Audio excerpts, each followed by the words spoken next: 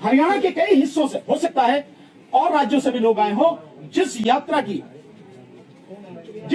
की वो शुरुआत वहां से कर रहे हैं, जिस यात्रा को निकालने की बात कर रहे हैं जल चढ़ाने के लिए, उसमें अलग अलग जगह से लोग आए हुए। तो ये जो गंभीर परिस्थिति है, इस परिस्थिति ने वाकई देश को जो है बहुत संकट में डाल दिया है। और आप तीनों राज्य देखेंगे, मणिपुर हो तो, उत्तर प्रदेश हो तो, हरियाणा हो तो, तीनों राज्यों में राज्य सरकार है भाजपा की और केंद्र में है ही सरकार। तो जहां भी ये सब कुछ हो रहा है, हिंसा जो फैलाई जा रही है, मारकाट जो करी जा रही है, नफरत जो फैलाई जा रही है, देश का माहौल खराब करने की जो कोशिश की जा रही है, यही डबल इंजन की सरकार लगातार ये काम कर रही है। और ये बाकायदा सोची समझी साजिश है। और चारों इसमें शामिल हैं, और भी होंगे, लेकिन चारों कौन कौन? आरएसएस इसमें शामिल है, विश्व हिंदू परिषद इसमें शामिल है, और बजरंग दल शामिल है इसमें, और साथ में भारतीय जनता पार्टी। और प्रधानमंत्री खुद इन सब में शामिल है, अपने आप को अलग नहीं कर सकते। 90 दिन से प्रधानमंत्री मणिपुर पर कुछ नहीं बोले। क्या हाल हुआ है आप सब जानते हैं। हरियाणा में घटना हो रही, प्रधानमंत्री के मुंह से एक शब्द नहीं निकला है। क्या उसे रोका नहीं जा सकता था? नूह में जिस पर्टिकुलर जगह से वो सारी चीजें हुई, वहां पर 3 घंटे तक पुलिस का आता पता नहीं था। जिस समय इस घटना है, कहां थी पुलिस? कौन था पुलिस को रोकने वाला? क्या पुलिस अपने आप वहां से गायब हो गई? ये ऊपर से कोई आदेश था कि भी कुछ होने दो, कुछ करना नहीं। और जो सवाल सामने आ रहे हैं, खुद बीजेपी के सांसद, विधायक और मंत्री ये सवाल उठा रहे हैं कि आप शोभा यात्रा लेके जा रहे हैं, उसमें हथियारों का क्या काम है? और हथियार भी अत्याधुनिक हथियार हैं, रिवॉल्वर हैं, पिस्टल हैं, राइफल्स हैं, साथ में तलवार तो आम ही हो गई उनके लिए। ये कैसी शोभा यात्रा है? तो ये जानबूझकर इस देश का माहौल खराब करने के लिए केंद्र सरकार द्वारा, मोदी सरकार द्वारा, और राज्यों में भिन्न भिन्न जो बीजेपी की सरकारें हैं, उनके द्वारा प्री प्लान ये सब कुछ किया जा रहा है। और ऐसा लगता है कि जो सतपाल मलिक जी, जो पूर्व गवर्नर हैं, वो जो बात कह रहे हैं, लगता है इन सब घटनाओं को देखे कि उनकी बात, एक एक बात उनकी सही साबित होगी। जैसे जैसे चुनाव, केंद्र का लोकसभा का चुनाव पास में आता जा रहा है, और उससे पहले आप जानते हैं 4 राज्यों के चुनाव होने हैं, राजस्थान, मध्य प्रदेश, छत्तीसगढ़ और तेलंगाना। उनके चुनाव तो नवंबर दिसंबर में ही होने हैं, और फिर उसके बाद में जो है अप्रैल मई में चुनाव होना है लोकसभा का। तो ये जो सारी चीजें हो रही हैं, उस देखते देखते हर जगह ये माहौल हो रहा है। नोएडा में भी एक बड़ी, मतलब उसकी वो हुई है, उसके खिलाफ रैली वगैरह हुई है उसके संबंध में। और एक और मजेदार जो बात है कि इसके सिलसिले में आरएसएस कई जगह पर आंदोलन करने की, और यूं कहें कि वो प्रदर्शन करने की अनुमति मांग रहा है, जिसमें सुप्रीम कोर्ट ने कहा कि भाई ये तो प्रशासन का काम है, वो अपना काम करे। प्रशासन यहां किस बात के लिए आया है? पुलिस अपना काम करे। 23 जगह के लिए तो केवल दिल्ली में ही आरएसएस कह रहा है प्रदर्शन करने की। क्या है इसका मतलब? इसका मतलब साफ है कि जब जो जनता के जुड़े हुए जितने भी मुद्दे हैं, उन पर आप पूरी तरह से फेल हो चुके हो। 3 महीने से मणिपुर में हिंसा चल रही है, संसद में आप जवाब नहीं दे रहे, अविश्वास प्रस्ताव केंद्र सरकार के खिलाफ लाया गया, मोदी सरकार के खिलाफ, और सुप्रीम कोर्ट के सामने जो फैक्ट आए हैं, जो सुमोटो एक्शन सुप्रीम कोर्ट ने लिया है, उसमें जिस तरह से केंद्र सरकार, मोदी सरकार एक भी सवाल का जवाब देने में समर्थ नहीं है, और पूरी तरह से नंगी होगी दुनिया के सामने, उन सारी स्थितियों से घिरते हुए तब ये साजिश के तहत ये सब कुछ किया गया है। अन्यथा चंद गुंडे आके इस तरह से भड़काने वाली बात कर रहे हैं, और पुलिस कुछ भी नहीं कर सकती। तो कहां है एनआईए इनकी? कहां है सीबीआई इनकी? कहां है इंटेलिजेंस का? लोकल पुलिस क्या कर रही है? ये फौज जो है इनके पास में क्या कर रही है? 6 लोगों की मौत हो गई इस हिंसा में बेवजह, जिसका कोई अर्थ नहीं था, 2 होमगार्ड वाले मारे गए। तो हम इसकी कड़े शब्दों में भर्त्सना करते हैं, हम इसका कड़े शब्दों में विरोध करते हैं। वहां के लोग लगातार हमारे संपर्क में हैं, और हम लोग वहां किस तरह से वहां जाएं, किस तरह का प्लान हो, इस बात पर निर्भर करता है कि जो वहां के साथी हैं, क्योंकि केवल वहां जाके और आप केवल पर्यटन करके आ जाएं, उसका कोई अर्थ हम नहीं समझते। आप जानते हैं महमूद भाई ने जिस समय जहां दिल्ली दंगा हुआ था, इन्होंने व्यक्तिगत रूप से जाके पूरी दिल्ली में जहां जहां सब इफेक्टेड लोग थे, जाके उनसे बात की, उनकी बातों को सुना, और उसके बाद में जो मुकदमे हैं लगातार हम लोग लड़ रहे हैं। तो हम जाने का मतलब हमारा यह है, अगर हम जाएंगे तो कोई अर्थ है उसका। उनको जो लीगल एड चाहिए वो प्रोवाइड कराएंगे, उनके जो मुकदमे हैं वो उनको लड़ेंगे, और साथ में जो पुलिस की ये गुंडागर्दी है और पुलिस की जो नाकामी है, ये यूं कहें कि पुलिस भी उसी षड्यंत्र में शामिल है। और जिस तरह से अब गांव गांव जाके घर घर से लड़कों को उठा रही है, नौजवान बच्चों को उठा रही है पुलिस, ये सारा सब कुछ रुके, पुलिस की तानाशाही, गुंडागर्दी रुके, तो जाएंगे हम लोग वहां से। जब लोग सारी चीजों को समझ के हम लोगों से अप्रोच कर रहे हैं, बात समझ मानेंगे, देन उसके बाद हम लोग भी वहां पर जाएंगे। इसी सिलसिले में आज हमने ये प्रेस कॉन्फ्रेंस बुलाई है और हमारी हिदायत, हम चेतावनी देना चाहते हैं केंद्र सरकार को और राज्य सरकार को और विशेषकर आरएसएस को कि ये जो देश का माहौल खराब करने की आप कोशिश कर रहे हैं, इसे न करें। इससे किसी का भला होने वाला नहीं है। आज तक हिंसा में कभी किसी का भला नहीं हुआ।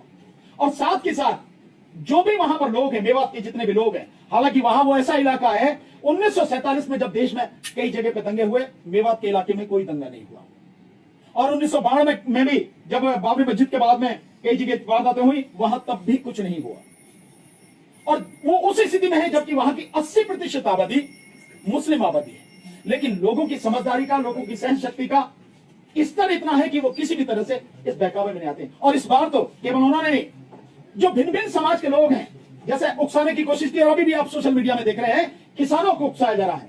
मोनू मानेसर के नाम के साथ में यादव लगा के उसको कहा जा रहा है कि मोनू यादव मानेसर, मोनू मानेसर यादव करके, मतलब इस तरह से उकसाने की कार्रवाई की जा रही है। बावजूद उसके किसान, वहां के जो लोग हैं, भिन्न भिन्न कम्युनिटी के लोग हैं, वो उकसावे में नहीं आए और एक तरह से आरएसएस के और बजरंग दल और इनके विश्व हिंदू परिषद के मंसूबों पर पानी वहां की पब्लिक ने फेर दिया है।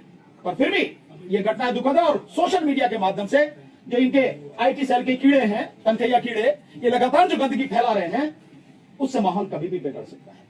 हम इस सबकी भर्त्सना करते हैं और उन लोगों से हम अपील करते हैं, वहां के मेवात के लोगों से, किसी भी कीमत पर किसी भी तरह की उकसावे की कार्रवाई में न आए, शांति बना के रखें ताकि माहौल खराब ना हो। क्योंकि ये यही चाहते हैं, ये उकसावे की कार्रवाई करने के लिए कुछ भी गंदा बोलेंगे, कुछ भी करेंगे, और उसके बाद आप जानते हैं माहौल खराब होगा तो उसका फायदा इन्हीं को मिलेगा।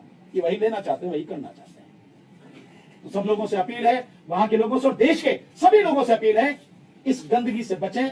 और जिस तरह से अब आप पब्लिक इनका जवाब देने लगी है, उसी तरह से लगातार इनके हर मंसूबों को फेल करें ताकि देश का माहौल बिगड़े नहीं, शांति व्यवस्था बनी रहे। और आगे हमारे भाई, बड़े भाई महमूद पराचे जी इस विषय में ज्यादा सुनने वाला है आने वाले टाइम में। आज आप लोगों की इतनी बड़ी संख्या में उपस्थिति इस बात को दिखाती है और इससे हम बाकी सभी भी अम्बेडकरवादियों से ये गुजारिश करते हैं कि आए सामने और असली जो सोशल मीडिया है, जो असली मीडिया है, असली चौथा स्तंभ है, उसका प्रयोग करके आगे बढ़े और ये जो देश विरोधी, संविधान विरोधी, भारत विरोधी, इंडिया विरोधी ताकतें हैं, उनको देश से उखाड़ फेंके और इनके सही स्थानों पर, जेलों में, हमारे देश में बहुत सारी जेलें हैं जिनमें इन लोगों को, आरएसएस और बीजेपी के लोगों को पहुंचाना इस देश के हरेक सच्चे और अच्छे नागरिक का कर्तव्य है, फर्ज है। क्योंकि ये लोग देश तोड़ने के लिए आज अपनी पूरी ताकत लगा रहे हैं, भारत को खत्म करके हिंदू राष्ट्र बनाने की चेष्टा कर रहे हैं, भारत का संविधान खत्म करने की चेष्टा कर रहे हैं।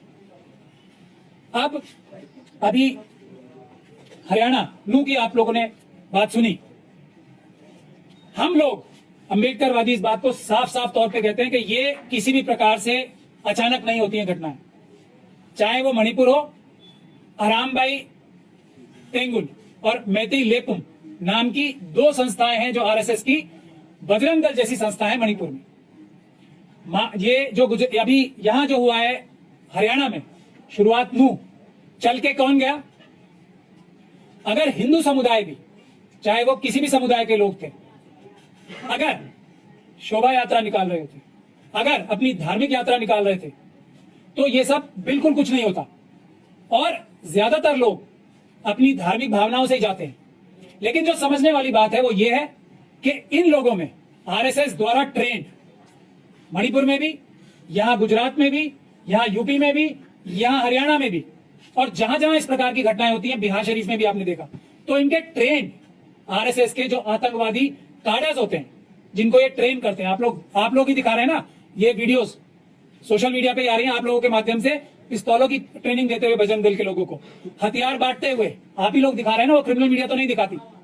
तो ये आतंकवादी संगठन जो है, इनको जो इनके हथियारबंद ट्रेन सिपाही हैं, एक तरह से जो आतंकवादी हैं, जिस आतंकवादी एक संगठन की सरगना जो थी साध्वी प्रज्ञा सिंह ठाकुर, वो वैसी ही संस्थान जो आरएसएस द्वारा ट्रेंड है, वो लोग ऐसी जगहों पे जाते हैं, ऐसे जुलूसों में जाते हैं, अपने कार्डर्स भेजते हैं और वो शरारत करते हैं, वो लोग आग लगाते हैं, वो लोग हमले करते हैं। पूरा कोई भी समुदाय कोई ऐसी गलती नहीं करता है। एक तो हमें ये बात अच्छी तरीके से आपके माध्यम से पूरे देश को समझ लेनी चाहिए।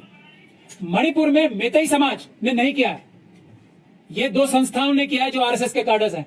तो मेतई समाज को बुरा समझना गलत है।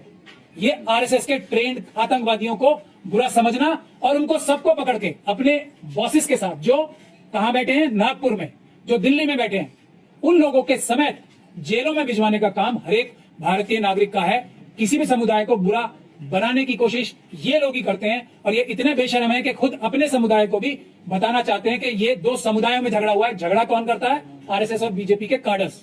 ये एक बहुत महत्वपूर्ण बात है। यहां भी जो हरियाणा के सीएम साहब हैं, मोनू मानेसर उनके एक कार्यकर्ता हैं।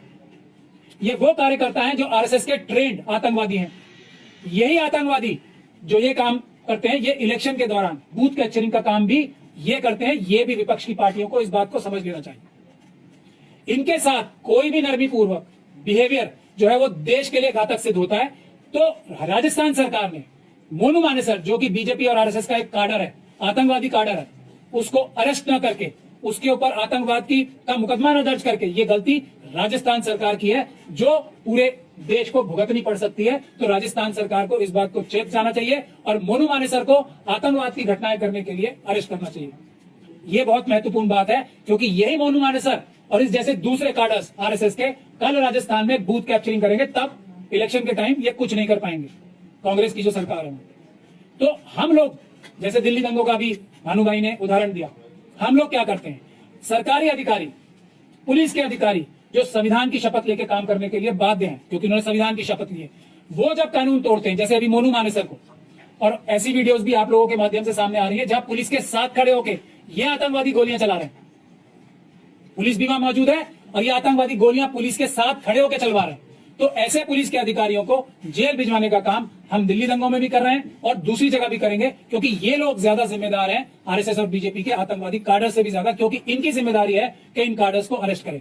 भले ही कितना भी प्रेशर हो अमित शाह जी की तरफ से, भले ही खट्टर साहब की तरफ से कितना भी प्रेशर हो, भले ही चीफ मिनिस्टर मणिपुर का कितना भी प्रेशर हो, पुलिस को काम संविधान के दायरे में करना है। सरकारी अफसरों को काम सरकार संविधान के दायरे में रहकर संविधान की जिम्मेदारी के तहत करना है। यही काम हम लोग मणिपुर से भी जाएंगे, वहां से भी हमारे पास आ रही है रिक्वेस्ट, जो हम जाएंगे वहां भी, और नू भी जाएंगे, वहां से भी हमारे पास लोग आ रहे हैं। लेकिन हम जाएंगे तो हम ये संवैधानिक वार्निंग दे रहे हैं, वैधानिक वार्निंग दे रहे हैं सभी पुलिस के अधिकारियों को, सभी सरकारी अधिकारियों को। कितना भी प्रेशर पॉलिटिकल आपके आकाओं की तरफ से हो, आप वो काम करोगे जो कानून आपसे कहता है करने के लिए, उसके बाहर जाके काम करोगे तो आप भी अपराधी हो जाओगे। ये सोच समझ के आप जो भी कार्य कर रहे हो करो, वरना कानून आपको पड़ेगा, संविधान पकड़ेगा। संविधान और कानून के हाथ बहुत लंबे होते हैं। तो हम नू की जनता से और मणिपुर की जनता से और देश के गुड़गांव की जनता से ये कह रहे हैं कि हम लोग आएंगे और हम ऐसे सभी शक्तियों को जो देश तोड़ना चाहती हैं, देश का माहौल खत्म करना चाह रही है, खराब करना चाह रही है। और गुड़गांव में देखिए क्या शरारत कर रहे हैं, दिल्ली में क्या शरारत कर रहे हैं। इतना बड़ा इन्वेस्टमेंट, फॉरेन इन्वेस्टमेंट गुड़गांव में आया हुआ है, उसको सब खराब करने की चेष्टा जो है ये आतंकवादी संगठन कर रहे हैं गुड़गांव में, जो इन्होंने आतंकवाद की घटनाएं शुरू की हैं नू के बाद। तो ये लोग देश के दुश्मन हैं, ये लोग संविधान के दुश्मन हैं और ये लोग इस देश के सच्चे और अच्छे नागरिकों के सबके दुश्मन हैं। ये बात हमें समझ लेनी चाहिए और इसके लिए हम सबको मिलकर काम करना है। खास तौर पे हम लोगों को इन पॉलिटिकल पार्टीज जो हैं, जो नॉन बीजेपी की पॉलिटिकल पार्टीज हैं, उनसे भी ज्यादा हमें अंबेडकरवादियों की जिम्मेदारी है, क्योंकि लोग पॉलिटिकल पार्टीज से भी ज्यादा आज किसी पर भरोसा करते हैं तो अंबेडकरवादियों पे करते हैं। और जो सोशल लोग एक्टिव हैं, जो सिविल सोसाइटी के लोग हैं, जेन्युइन, वो फ्रॉड वाले नहीं, जेन्युइन जो लोग हैं उन पे भरोसा करते हैं, जो जान हथेली पे लग के सच को सच और झूठ को झूठ बोलने की ताकत रखते हैं। जो हम जैसे लोग हैं जो सीधा बोल रहे हैं कि ये सब गतिविधियां आरएसएस और बीजेपी ने कराई हैं, अमित शाह साहब ने कराई है, खट्टर साहब ने कराई है, मणिपुर के चीफ मिनिस्टर ने कराई है। ये जो बोलने, और इसी वजह से प्रधानमंत्री खामोश क्यों है? बोलते ही चोरी पकड़ी जाएगी, इसीलिए खामोश है। चोर हमेशा बचता है। और आप जैसे लोग अब हैं, कोई अब जब प्रेस कॉन्फ्रेंस कभी मोदी जी ने कर ली तो ऐसा तो नहीं होगा ना कि आप में से कुछ लोग भी वहां ना हो। आपसे डर के मोदी जी प्रेस कॉन्फ्रेंस नहीं कर रहे हैं, वरना जो इनकी क्रिमिनल मीडिया है उनके साथ तो ये कभी भी प्रेस कॉन्फ्रेंस कर सकते हैं। तो आप लोगों को भी बहुत बहुत मुबारकबाद है। आप लोगों की वजह से मोदी जैसे व्यक्ति सब कुछ लाखों करोड़ रुपए खर्च करने के बाद, ये मीडिया मैनेजमेंट का, फिर भी प्रेस कॉन्फ्रेंस करने से डरते हैं, मणिपुर के मामले में बोलने से डरते हैं, बेरोजगारी के मामले में बोलने से डरते हैं, चाइना के मामले में बोलने से डरते हैं, किसी भी मामले से बोलने में डरते हैं, तो वो सिर्फ और सिर्फ आप लोगों की वजह से है। उसके लिए मैं आप लोगों को मुबारकबाद भी देना चाहता हूं। धन्यवाद।